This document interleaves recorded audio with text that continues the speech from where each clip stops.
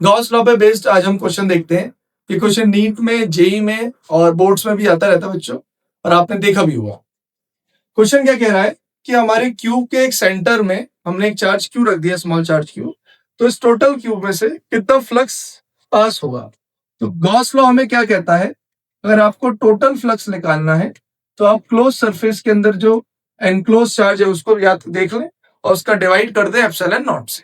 तो इस केस में एनक्लोज चार्ज कितना है आपका क्यू, और डिवाइड कर दिया आपने एप्सिलॉन नॉट से, तो आपका total flux Q epsilon naught आ गया।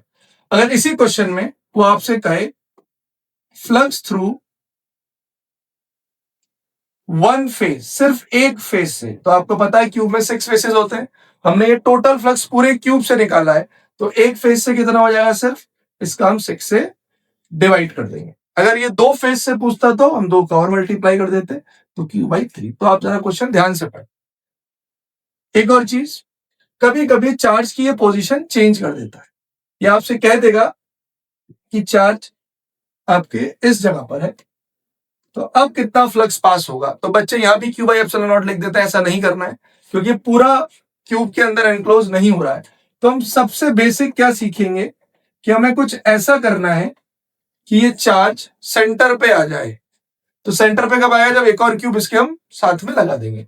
तो इन दोनों क्यूब की वजह से कोई हमसे अगर फ्लक्स पूछेगा तो हम क्या बता देंगे, Q upon epsilon not, total दोनों क्यूब की वजह से। पर हमें तो सिंगल क्यूब की वजह से बताना था, तो हमने 2 का यहाँ पे क्या कर दिया बच्चों, डिवाइड। अगर इसी क्वेश्चन में अगर चार्ज यहां ना होके यहां होता, तो फिर से हमें वही ध्यान लगाना है कि हमें कुछ ऐसा करना है कि चार्ज सेंटर पे आ जाए। तो कितने क्यूब आप इमेजिन करेंगे कि ये सेंटर पे आ जाए? हम इमेजिन करेंगे 4 क्यूब को, 4 क्यूब के लगाते ही ये सेंटर पे आ जाएगा। तो इन चारों क्यूब की वजह से जो फ्लक्स आएगा वो कितना आएगा, क्यू बाई एप्सिलॉन नॉट।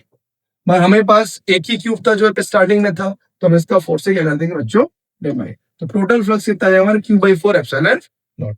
अगर यहां से वन फेज से पूछेगा तो फिर से हमें वही करना है, 6 का डिवाइड कर देना है और हमारा आंसर एक और आना है। ऐसे ही एक पार्ट और है, अगर ये क्वेश्चन मैं आपको दे देता हूं या फिर से खुद करके आएंगे या खुद प्रैक्टिस करेंगे। अगर ये क्यूब यहां होता तो इसका क्या आंसर होगा? Thank you.